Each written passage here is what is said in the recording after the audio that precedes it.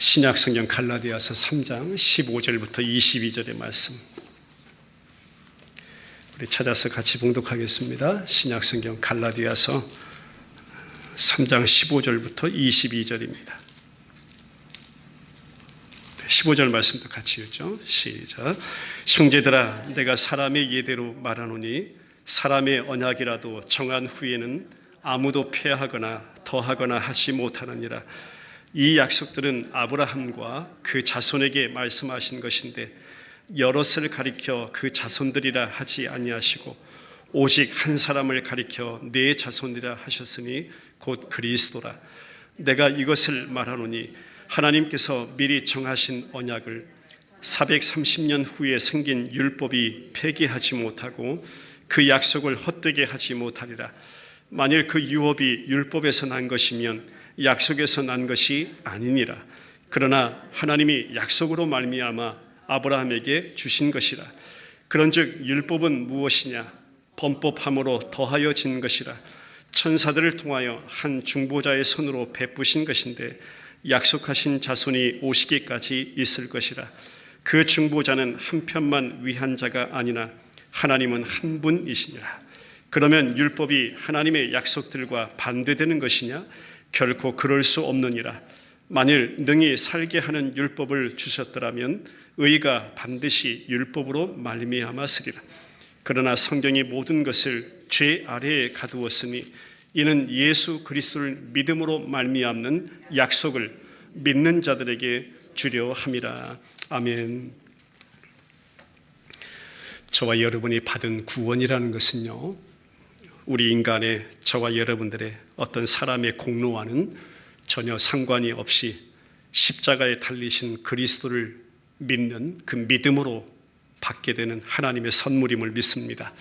바울이요, 참 그렇게도 질기게, 제 표현은 그렇게 표현하고 싶습니다. 질기게 끝까지 아직도 이 복음의 진리를 설명해 가는 것이 오늘 본문의 내용입니다. 그 이유가 뭐냐면 유대주의자들이 그래요. 갈라디아 교회 공동체 유대주의자들이 살며시 들어와서 옛 율법, 행위, 인간 공로, 그것 자기의 강조하면서 예수 한 분 믿는 것으로 우리 구원 안 돼. 우리에게는 율법도 필요해. 나의 공로도 필요하고 의도 필요해. 우리의 행위도 필요하다고 이렇게 주장하고 오직 믿음으로라는 이 진리를 받아들이지 않고 있기 때문입니다. 자신의 구원에다가 뭔가를 기여하고 인간적인 행위, 뭔가 보태져야 한다고 주장하고 있는 그런 실정이죠. 또 자기 자신들이, 저와 여러분들이 그런 것입니다. 하나님 앞에 우리가 받아들여지기 위해서는 또 하나의 필수적인 근거가 있어야 돼. 예수 믿는 믿음에다가 플러스 우리 인간 자신의 공로인 율법의 행위를 덧붙여야 돼. 그렇게 주장하고 있는 흔들리는 교회 공동체의 상황이 지금 갈라디아 교회 공동체의 상황입니다. 하나님의 계획이라는 것은요, 여러분, 우리에게는 값없이 하나님의 은혜일 뿐임을 믿으시길 바랍니다. 여기서도 사도 바울은요, 이 하나님의 계획을 이해시키는 방법으로 저 구약의 말씀을 들어서 사용을 하게 됩니다.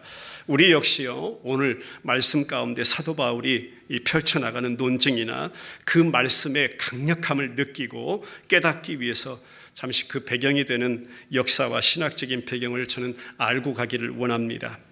그러니까 주전 2000년 무렵에 아브라함 여러분 기억하시길 원하고요, 그보다 몇 세기 후의 인물, 우리 잘 아는 모세를 한번 떠올려 보세요. 우리를요, 지금 사도 바울이 그 아브라함이나 모세 그 당시 상황으로 끌고 가는 것입니다. 본문에는 모세라는 이름이 나와 있지는 않지만 그를 통해서 율법이 주어진 중보자라고 성경이 밝혀주고 있기 때문에 그렇습니다. 19절 말씀 한번 읽고 갈까요? 네, 시작. 그런즉 율법은 무엇이냐? 범법함으로 더하여진 것이라. 천사들을 통하여 한 중보자의 손으로 베푸신 것인데 약속하신 자손이 오시기까지 있을 것이에요. 여기서 한 중보자의 손으로 베푸신 것이 바로 율법이라는 것입니다. 그 당사자를 모세라고 해석합니다. 우리 잘 알잖아요. 아브라함 하면 그의 고향 어디이죠? 갈대아 우르죠.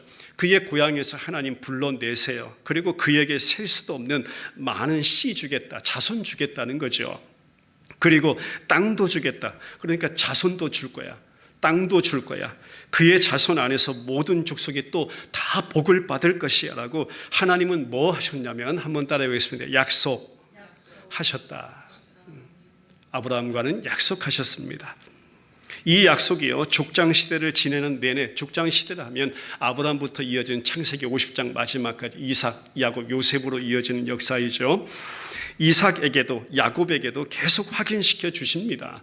그런데 참 야곱의 때에 와서 약속의 땅이 아니라 애굽이라는, 즉 세상이라는 땅에서 타향살이 하다가 죽게 되죠. 그의 12아들도 마찬가지죠. 그리고 오랜 세월이 흘러갑니다. 성경에는 그 430년이라는 기간이 나와 있는데요, 이 기간은 엄밀히 말하면 아브라함과 모세 사이의 기간이 아니라 애굽, 즉 하나님의 택한 백성들이 세상이라는 것, 죽음이라는 것, 심판과 고통 가운데서 종살이하던 기간 전체를 성경은 430년이라고 기록하고 있습니다. 출애굽기 12장으로 확인하고 가죠. 40절 시작. 이스라엘 자손이 애굽에 거주한 지 430년이라. 세상 한가운데 하나님의 백성이라고 하는 자들이 거주하고 있었다는 것입니다. 애굽은요, 한마디로 심판과 또 죽음의 땅, 죄의 종살이하던 이스라엘 백성들의 영적인 상태를, 그 땅을 말씀하고 있는 것입니다. 그리고 마침내 하나님께서는 아브라함보다 수세기 후에 우리가 알고 갈 것은 예수 그리스도를 예표하신 모세가, 우리가 잘 아는 모세를 하나님께서 일으켜서 그를 통해서 이스라엘을 그런 종살이하던 그 땅에서 해방시키죠. 그리고 시내산까지 이끌어와서 그들에게 율법이라는 것을 주게 되는 역사적인 배경을 성경은 가지고 있죠. 여기에 하나님은요, 두 가지 다른 원리의 근거에서 아브라함과 모세를 다루어 가세요. 어떻게 다루시냐면, 우리가 알지만 아브라함에게는 약속이라는 것을 하세요. 그 약속이라는 것으로 아브라함을 다루어 가십니다. 창세기 12장으로 가보죠. 1절 2절 시작. 여호와께서 아브라함에게 이르시되 너는 너의 고향과 친척과 아버지의 집을 떠나 내가 네게 보여줄 땅으로 가라. 내가 너로 큰 민족을 이루고 네게 복을 주어 네 이름을 창대하게 하리니 너는 복이 될지라. 내가 내게 보여줄 땅, 내가 내게 복을 주어, 이렇게 약속이라는 것을 하면서 아브라함을 다루어 가세요. 그런데 모세를 보세요. 모세에게는요, 십계명으로 요약되는 계명이라는 것을 주세요. 명령이라는 것을 주세요. 자, 보세요. 하나는 약속이고 하나는 우리가 아는 율법이라는 것입니다. 그런데 이 둘은요, 하늘과 땅 차이라는 것이에요. 그만큼 떨어져 있는 것이에요. 어떻게 설명할 수 있냐면, 하나는 생명을 가져오고요, 다른 하나는 죽음을 가져온다는 것입니다. 이것이 분명하게 구별되지 않으면 저는요, 참된 기독교의 복음의 그 진리가 건전한 상태로 또 변질되지 않은 채 보존이 될 수가 없을 만큼 중요한 교리가 바로 이것이라고 믿습니다. 여러분, 이 둘의 차이가 뭐기 때문에요? 아브라함에게 주신 약속에는요, 하나님 스스로가, 할렐루야, 하나님 자신이요, 약속하신 하나님 스스로가 내가 하리라, 또 내가 하리라, 또 내가 하리라고 말씀하고 계시기 때문입니다. 그런데 모세 율법에서 하나님은요, 너는 할지니라, 너는 할지니라 라고 말씀하고 있어요. 율법은 한마디로 사람의 행위를 말합니다. 공로를 말합니다. 약속은 한마디로 하나님의 은혜이기 때문에 믿기만 하면 된다는 것입니다. 하나님께서는요, 아브라함을 약속 또는 은혜, 믿음이라는 것으로 다루어 가시고, 모세는요, 율법, 계명, 행위라는 것으로 지금 다루어 가고 계신다는 것입니다.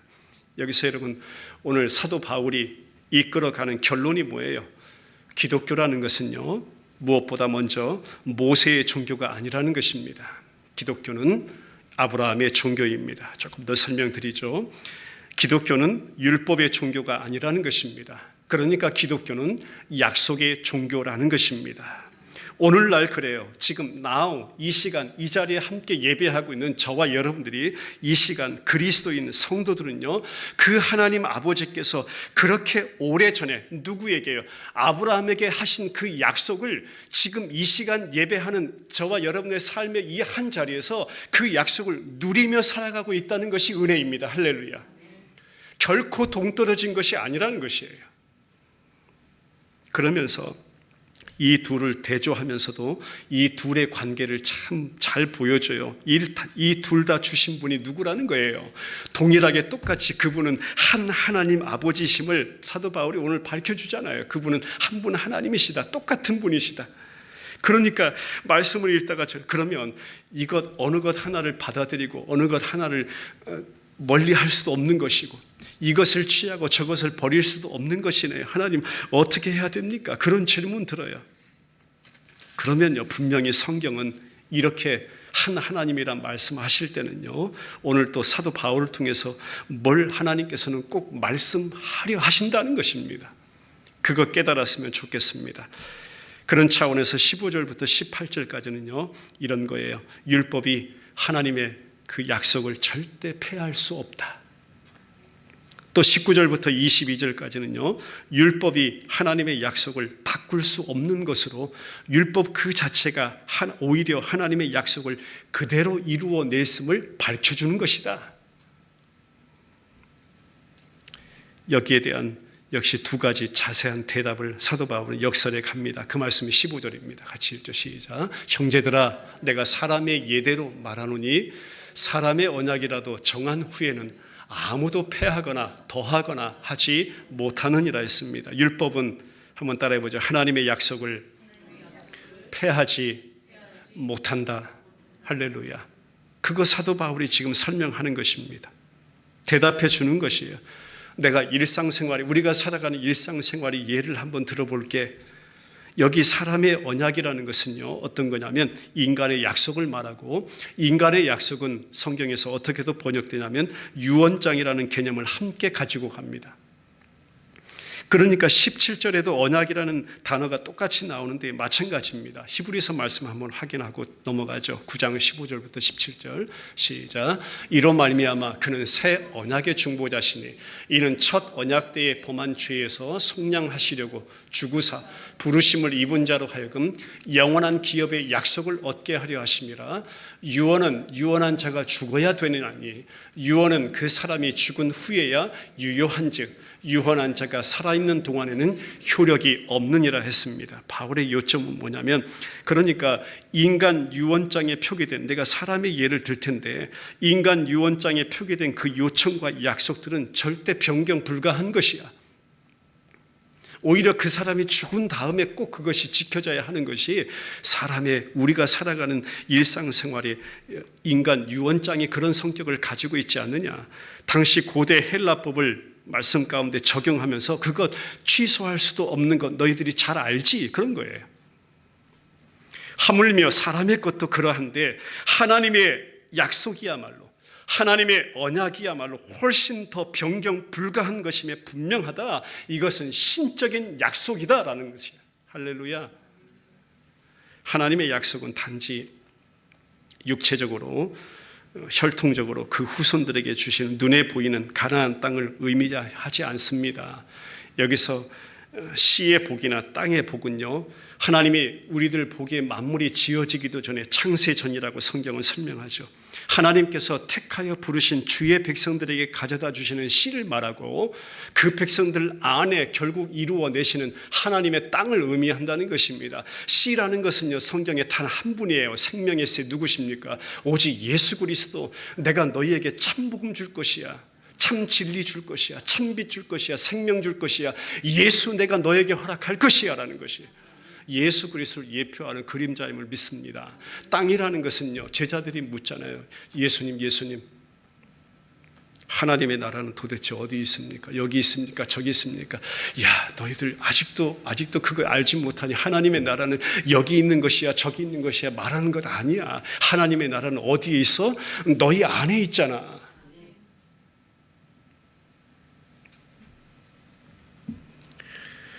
땅이라는 것은 예수가 사시며 예수가 다스리시고 통치하는 성도 안에 이루어내신 하나님 나라의 복임을 믿으시길 바랍니다. 씨라는 것은요 오직 한 분 구주 예수 그리스도를 통한 영원한 생명임을 믿으시길 바랍니다. 그 자손이라고 했는데 자손 성경에 보면 단수로 쓰여지고 있어요. 단수라는 것은 자손이라고 했지만 한 사람을 의미하는 것이고 풀어주기를 바로 예수 그리스도를 말씀하고 있습니다. 오직 한 분 예수 그리스도를 통한 구속하심의 은혜라고 성경은 설명하는 거예요. 16절 말씀 보겠습니다. 시작. 이 약속들은 아브라함과 그 자손에게 말씀하신 것인데 여럿을 가리켜 그 자손들이라 하지 아니하시고 오직 한 사람을 가리켜 내 자손이라 하셨으니 곧 그리스도라. 할렐루야. 이게 하나님의 약속입니다. 근데 그 약속은요, 무조건 값없이 아무런 단서도 없이 해야 할 일도 없이 순종해야 할 어떤 율법도 없이 내가 꼭 이루어내야 할 공로도 성취해야 될 어떤 조건도 전혀 없는 내가 너에게 주리라 하신 복이에요. 내가 너에게 주리라. 인간 유언장과는 비교할 수 없는 약속. 이것이 장차 올 세대에도 효과 있어서 그 모든 유업을 값없이 주시는 복, 지금도 유효한 복, 지금도 우리 안에 유효한 언약, 결코 시작하신 그 하나님이 폐지시킨 적도 없는 하나님의 약속, 하나님 스스로가 홀로 또 지켜내시기 위해서 그 아들 예수 그리스도 이 땅 가운데 보내주셔서 십자가에 매달아 달아서 그 몸 찢기고 상하고 죽고 피 한 방울 뚝뚝 흘리시기까지 그 하나님의 입에서 스스로 하신 약속, 율법이라는 그 1.1획의 끝, 처음부터 끝까지 다 완성하고 이루어내시기 위해서 그 아들 십자가에 매달아 달아 죽게 하신 거기까지 하시면서 완성해내신 저와 여러분들이 받은 구속의 은혜임을 믿습니다. 이것 하나님이 주신 것입니다. 한번 따라해보죠. 교회는 하나님의 약속을 함께 간직한 언약 공동체이다. 이 차원에서 17절 18절 말씀 보자. 시작. 내가 이것을 말하노니 하나님께서 미리 정하신 언약을 430년 후에 생긴 율법이 폐하지 못하고 그 약속을 헛되게 하지 못하리라. 만일 그 유업이 율법에서 난 것이면 약속에서 난 것이 아니니라. 그러나 하나님이 약속으로 말미암아 아브라함에게 주신 것이라 했습니다. 그래서 교회는 참 소중한 것입니다. 하나님의 약속을 품은 성도가 교회입니다. 여러분들이 교회예요. 성도 한 사람 한 사람이 교회임을 믿습니다. 그리고 그 교회는 원바디 예수 그리스도 안에서 하나임을 믿으시길 바랍니다. 여기서요 18절에 하나님이 주신 것이라는 사실을 우리는 항상 주목해야 돼요. 우리들의 신앙생활 가운데 항상 주목해야 할 것이 이것입니다. 18절에 하나님이 주신 것, 주신 것의 원문을 보면 그래요. 케칼리스타이라는 이 원문의 단어는요, 값없이 주는 선물이라는 의미예요. 은혜의 선물이라는 의미예요. 그런데 시제를 보니까 완료 시제로 쓰였어요. 그 옛날도 효과가 있었고 지금도 효과가 있고 앞으로도 효과가 있을 것이라는 것입니다. 여러분, 영원토록 주어진 은혜라는 것입니다. 이 둘 다를 강조하는 귀한 말씀이 오늘 사도 바울이 펼쳐나가는 은혜의 말씀임을 믿습니다. 하나님께서는 자신이 하신 약속은 절대 뒤집지 않으시는 우리의 아버지이심을 믿으시길 바랍니다. 두 번째 역설이 뭐냐면 이러한 하나님의 약속과 관련해서 똑같은 하나님이 주신, 그러면 율법이라는 것의 참된 기능이 무엇인가? 사도 바울이 그것을 역설해 갑니다. 이런 바울의 말을 듣고 있던 유대주의자들이 그래요. 옆에서 듣자 하니까 이제 화가 난 거예요. 그러면서 충고하듯이 하는 장면 같아요. 야, 이 바울아, 우리가 듣다 이제 더는 못 듣겠다는 것이에요. 19절부터 20절 볼까요? 시작. 그런즉 율법은 무엇이냐? 범법함으로 더하여진 것이라. 천사들을 통하여 한 중보자의 손으로 베푸신 것인데 약속하신 자손이 오시기까지 있을 것이라. 그 중보자는 한 편만 위한 자가 아니나 하나님은 한 분이시니라. 그럼 율법 뭐야? 묻는 거예요, 유대주의자들이. 율법의 목적이 도대체 뭔데? 바울, 너는 지금 아브라함과 예수를 한 팀으로 만들고 모세와 율법을 한 팀으로 만들어서 아브라함과 예수가 한 팀이 된 그 팀이 지금 우리 모세와 율법의 팀을 한꺼번에 쳐 부서뜨리는 그런 꼴이 아니냐 이거예요. 그런 모양이 아니냐 이거예요. 바울 당신의 말에는 하나님의 율법이 전혀 들어설 여지가 없으니, 그러면 그것을 말씀하신 그 하나님 앞에 너는 얼마나 악하고 불순한 존재냐, 이거 신성모독이다 이거예요. 그런 의미입니다. 사도행전 배경 볼까요? 21장 28절인데요. 네, 시작. 외치되 이스라엘 사람들아 도우라. 이 사람은 각처에서 우리 백성과 율법과 이곳을 비방하여 모든 사람을 가리키는 그 자인데 또 헬라인을 데리고 성전에 들어가서 이 거룩한 곳을 더럽혔다 하니, 사도 바울 존재를요 유대 율법주의자들이 이렇게 여겨버린 것입니다. 여기에 바울이 대답하는 거예요.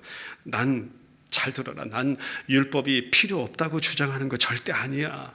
율법이 지닌 분명한 목적이 있어. 율법 그 자체가 구원을 가져다 주는 것은 아니다. 율법 앞에 나 자신의 죄가 드러나고 나의 죄인됨이 입증되어서, 그렇기 때문에 죄인된 나와 우리들이 누가 필요하다고요? 한번 고백하죠. 예수가 필요하다고. 할렐루야. 그리스도의 십자가가 필요하다고. 예수를 통해서만이, 그리스도의 십자가를 통해서만이 구원을 필요로 한다는 것을 확신시켜 주는 것이 바로 율법이다.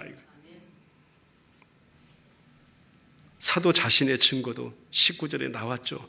자꾸 어기니까 법이 하나 생기고 또 생기고 또 생기고 또 생기고 자꾸 어기니까. 로마서로 한번 가볼까요? 3장 20절. 시작. 그러므로 율법의 행위로 그의 앞에 의롭다 하심을 얻을 육체가 없나니 율법으로는 죄를 깨달음이라. 넘어가죠. 4장으로. 시작. 율법은 진노를 이루게 하나니 율법이 없는 곳에는 범법도 없느니라. 7장으로 가볼까요? 시작. 그런즉 우리가 무슨 말을 하리요? 율법이 죄냐? 그럴 수 없느니라. 율법으로 말미암지 않고는 내가 죄를 알지 못하였으니 곧 율법이 탐내지 말라 하지 아니하였더라면 내가 탐심을 알지 못하였으리라. 우리의 악행을 법적 범죄로 입증하기 위해서 더해진 것이라. 19절에 역시 말씀하는 겁니다. 하나님에 대한 반역이 죄임을 분명히 보여주기 위한 것, 그것은 약속하신 자손이 오시기까지 더해졌다고 그래요. 결국 율법이라는 것은요, 아브라함에 쓰인 그리스도를 죄를 용서하실 분으로 기다렸다는 것입니다. 할렐루야. 이미 하나님은 아브라함에게 복음을 말씀하셨어요. 그리고 그 하나님은 한 분이시라고 말씀해 주고 있습니다. 유대주의자들이 또 주장하는 것 가운데 하나가 뭐냐면, 율법을 지켜 그러면 생명을 얻으리라 분명히 말씀했는데, 율법은 그럼 하나님의 약속들과는 반대되고 모순된 것이라고 주장해요. 그렇게 본다면 우리가 더 실제적이지 않느냐? 하나님의 말씀하신 것 하나 내가 지켜냈다, 더 실제적이지 않느냐? 그런데 성경은 말씀합니다. 뭐라고요?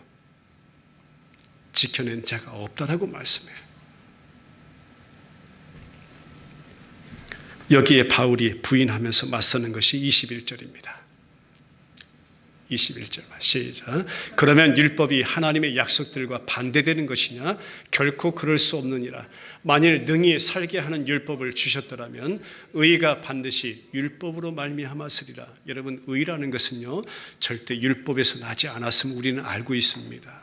의는 하나님께로부터 난 의라고 성경은 설명해 주죠. 그런 율법은 주시지 않았다는 것입니다.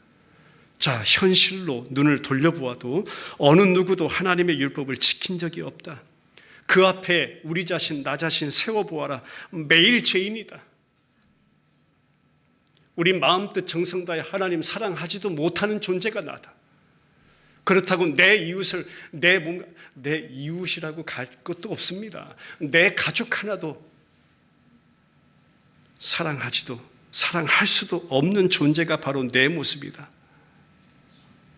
그렇기 때문에 하나님의 은혜의 약속이야말로 내게는 소망일 뿐이다 이거예요.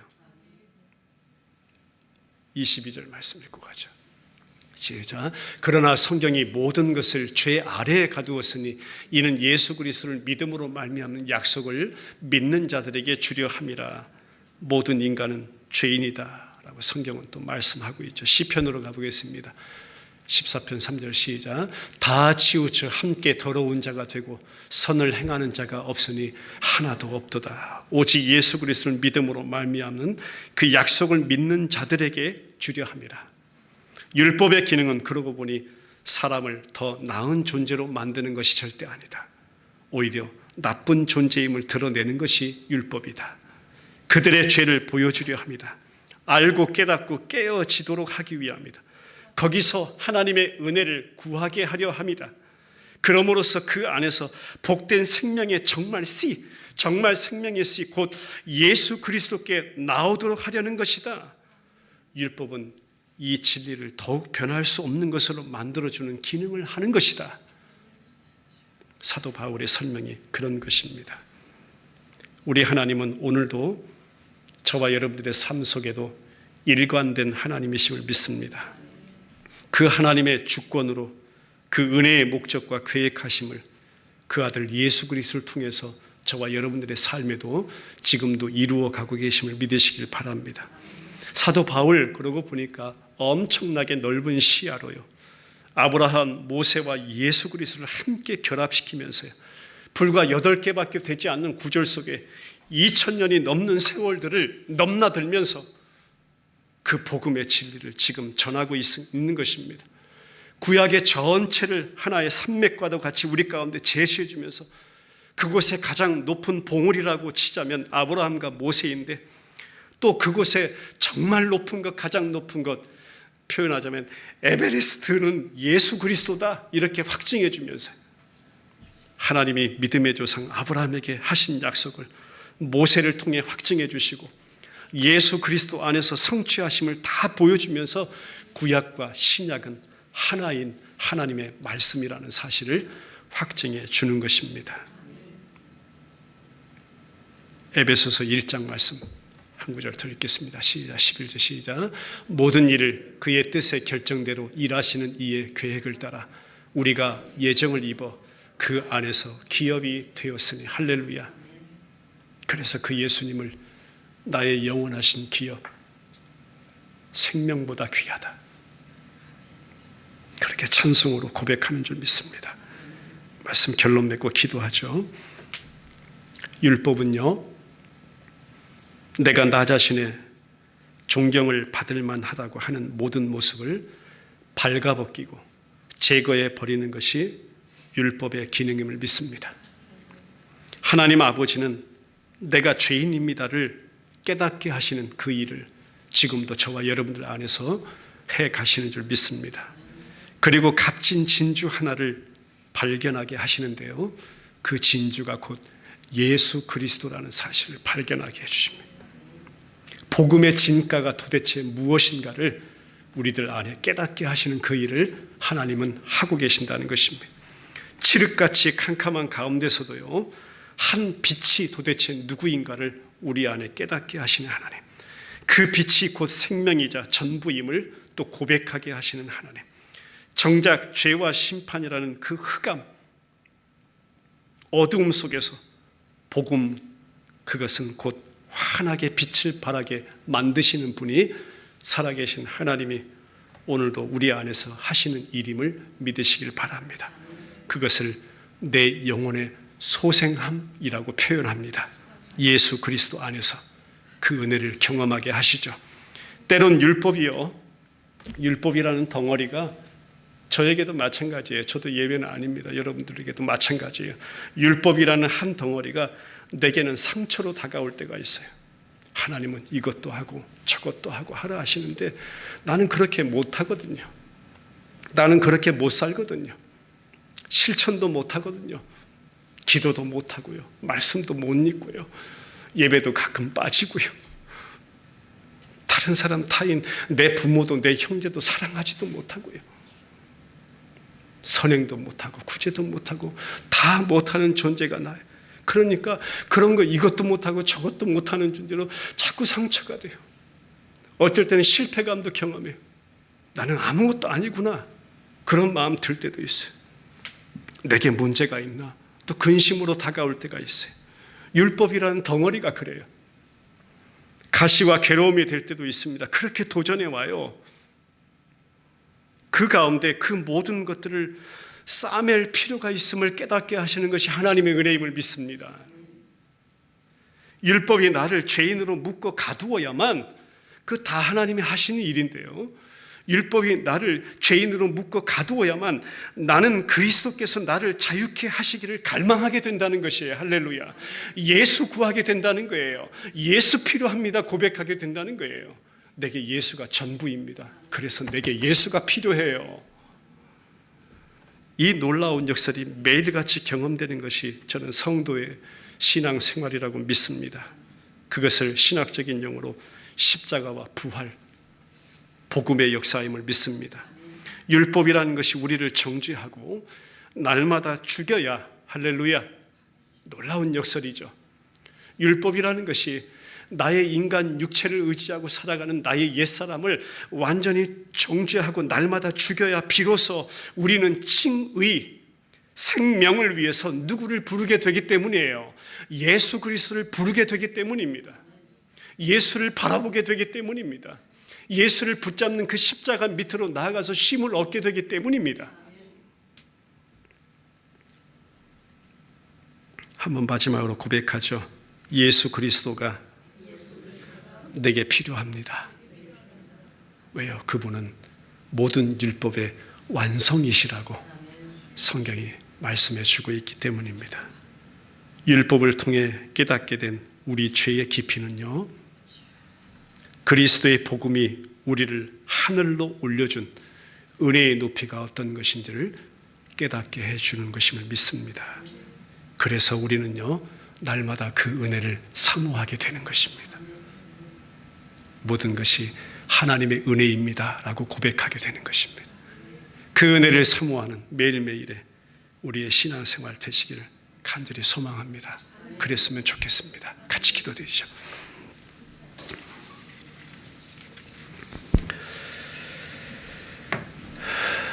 우리 하나님 앞에 감사의 기도 드리길 원합니다. 분명한 하나님의 입에서 또 터져나온 하나님의 말씀, 또 그 율례와 법도를 통해서 깨닫게 된 나의 죄의 깊이,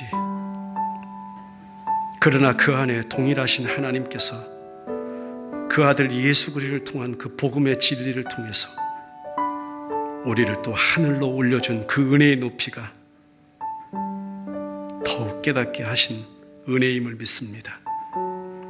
그래서 그 은혜를 날마다 사모하는 존재로, 하나님의 자녀로, 그래서 내게 예수가 매일 필요합니다. 지금도 필요합니다.